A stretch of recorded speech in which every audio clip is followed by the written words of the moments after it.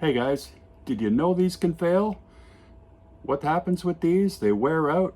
All power surge protectors wear out. Did you know that? We didn't. And let me show you the result. Look at that. It was protected by the Power Watchdog. You can see it's melted. Look at that.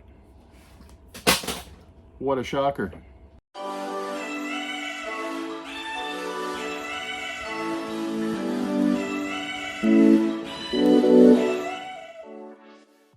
Hey guys, welcome back to the channel. Today we're going to talk about the Power Watchdog and pretty much any surge protector.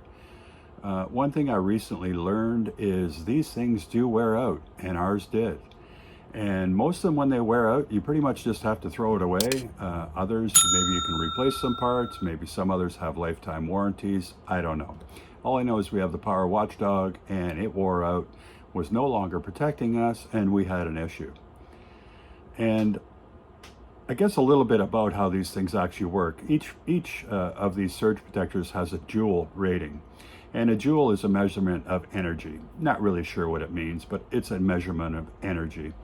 So if you had a surge protector and it was 1,000 joule surge protector, if you had a high voltage spike come in towards your RV, when it got to your surge protector, it would absorb that spike and kick out and protect the RV from getting that spike in power. So let's say your Power Watchdog has a joule rating of 4,800 like ours, or maybe you have a surge protector that only has 1,000 joule rating. The higher the joule rating, the longer it will protect you.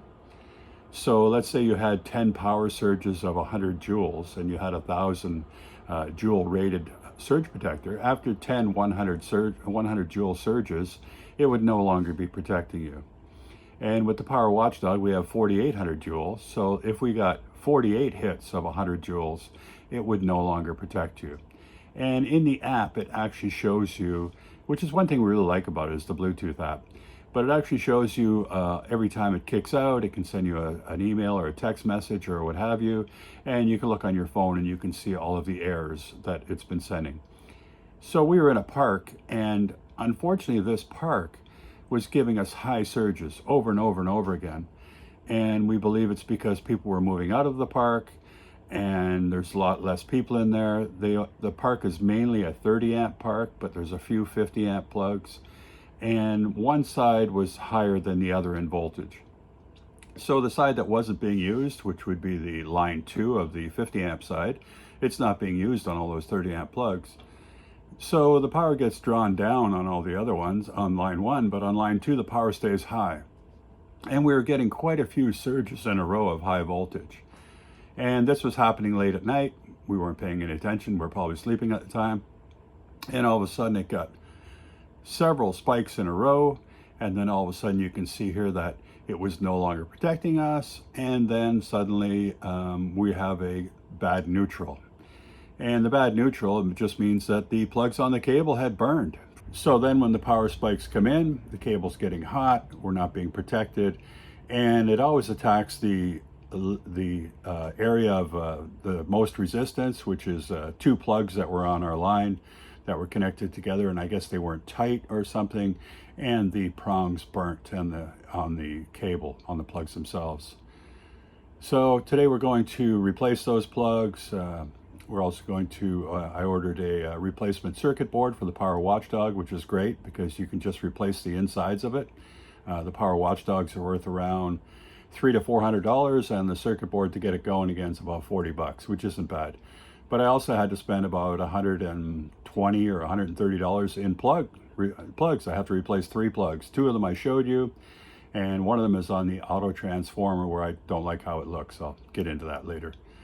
But here we go. This is the new control module, surge protector module for the Power Watchdog. And in the video, the intro, I probably showed you, all of the surges I was getting in power while we were here. So many in a row that it ended up using up the protection module, and I had to get a new one. One thing a lot of people don't know about surge protectors is these only last for so long. I'll pull up some documentation to show you, but They generally last 3 to 5 years when they after so many uses, after, they don't generally work anymore, but they still allow power to pass through, but you're still going to get bad surges and everything that you won't be protected from. And one beautiful thing about the Power Watchdog is it comes with a module. Well, you can order a module that can replace the circuit board in it. And it actually tells you when it's time to change the board, which is nice. So it comes with some simple instructions. Maybe I'll cut in a picture of the instructions. But basically, it says that you need a screwdriver, a Phillips screwdriver. I've got a couple different kinds here. I'll figure out which one fits in it best.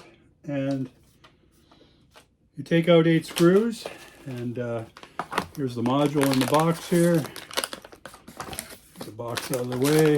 It's kind of well packaged, I guess. And I'm sure that crinkling is making a lot of noise on the camera. Very tightly packed in here. Okay, and there it is. Looks like a whole bunch of, I don't know, what are those, capacitors possibly? Looks like there's one plug. Apparently it's like plug and play. You just undo whatever's holding it in there and you unplug the other piece and you plug this in. I haven't changed one of these before, but should be pretty simple.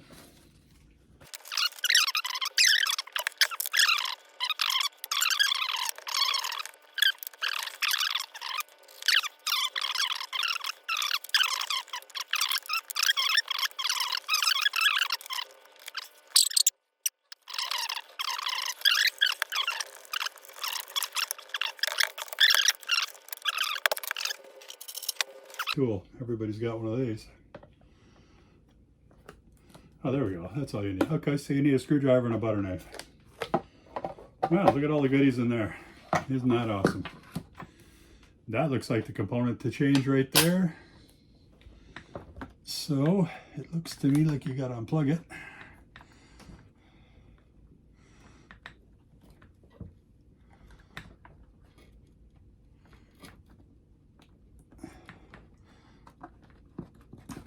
Okay, it's unplugged. Does it slide out? It slides right out. And it's got a small plug right here.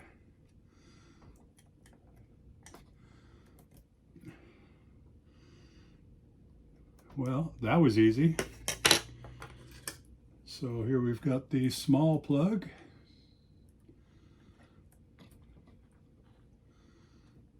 Goes on one way only.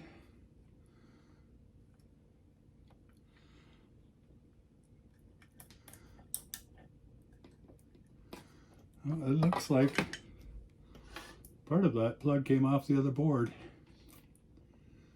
Let's unplug this. Yeah, this little fitting here came off of this board, but I don't think it makes much difference. It looks like it was just slid on it anyway. Anyway, who cares about that? So now I should be able to plug this in, which would go like that. Well, yeah, I guess maybe I should slide it in first. Maybe I'll do the big plug first, slide it in, put the little plug on. I'm sure that this only goes one way. Yes, by the shaping, it only goes one way. Let's see. Looks like it's got to go like that. There we go. And then it looks like it just slides right back in. Oh yeah, there's like a little slot you slide it in on. I don't think I'll get that on the camera, but you get the idea. And what is preventing it from sliding back on that side? There's something in the way back there. Oh, this wire. Push that wire out of the way. Okay, put it in the slot here. Slot on each side.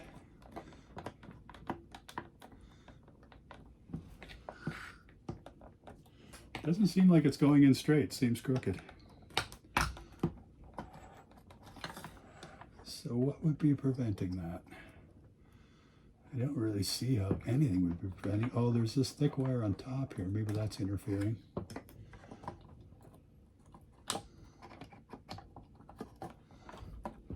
There's a big wire in the back. I know you're not going to be able to see this, but I'm just going to lift it up over the capacitors.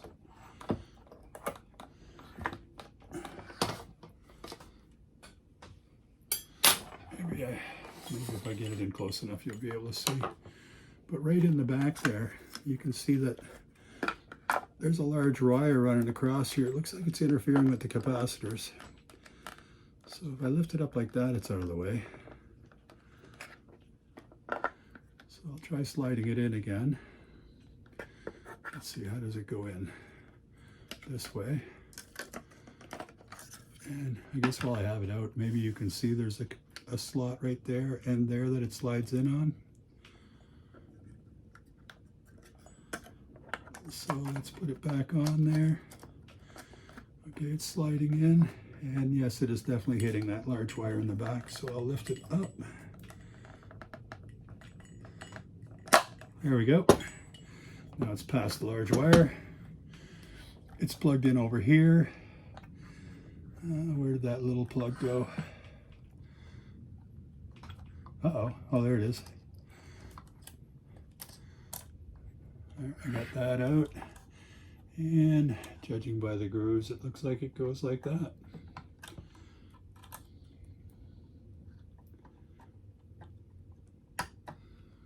And that's it. Well, I gotta say that was easy. Okay, so everything should be good there. Now we'll just make sure that this plug is out of the way and none of the wires get caught. Back on.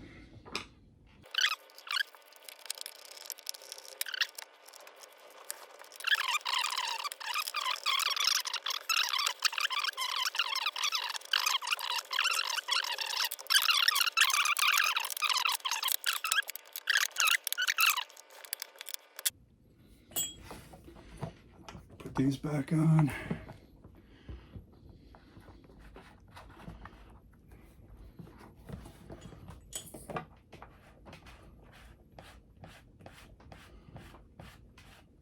Now these were only hand tight, so I don't think I should tighten them any more than just snugging them up by hand. There is a piece of rubber there that they push against, so let's just see here. Well, the rubber's actually out here. You can probably see it there. See the rubber there? So that's just to keep water from going inside. I guess if it's hanging on the pedestal outside, one way or the other, you don't want water going in. You know, they got to make this stuff weatherproof.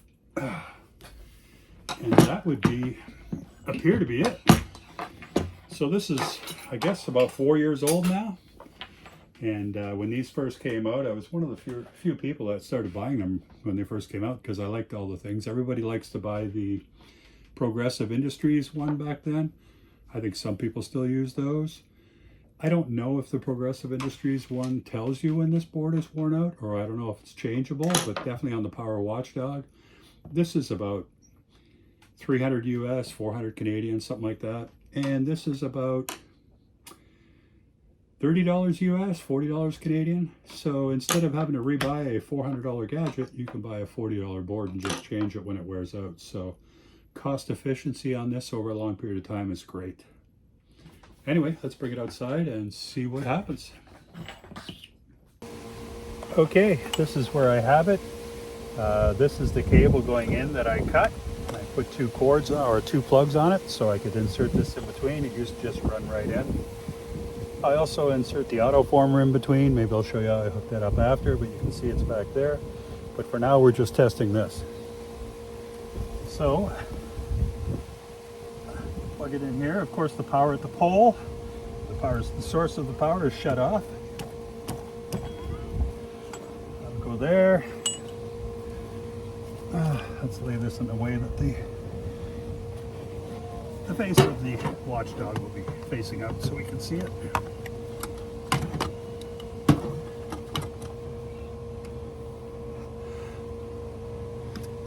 Okay, so now that's just sitting there temporarily. I'll rearrange that better in a moment, but I'm going to go turn the power on the pedestal, and hopefully when I come back that dog's face will be white.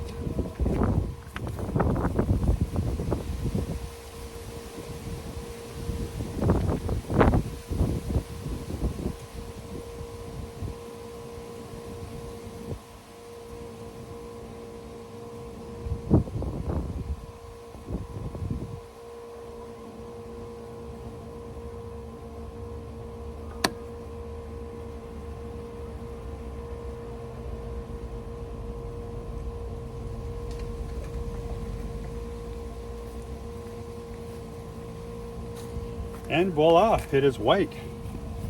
So it is working. If there was an error, this would light up here and show the error number, but it is white, so it is working. Okay, and that's it. Nice easy video today, and I hope you realize that your Power Watchdog or your surge protector may no longer be protecting you. They only protect you so many times. Hopefully you have one that will tell you it's not protecting you anymore, so you'll know to change it. If not, you can see online, here's a little info, that it should be changed every 3 to 5 years because it's not going to be protecting you anymore, and you really need that. So anyway, have a great day, everyone. Thanks for watching. Please like and subscribe. Give us a thumbs up. Leave a few comments. I'd like to hear what you think about that. Have you ever changed your Power Watchdog, or have you ever changed your surge protector thinking that it is expired? Because they do expire. And if you have a surge protector that also tells you that it's expired and allows you to change a card inside to make it work, let me know. I'd like to know that, especially with the Progressive Industries one, because that one seems quite popular. Anyway, have a great day, everyone. Thanks for watching. Bye now. We'll see you in the next one.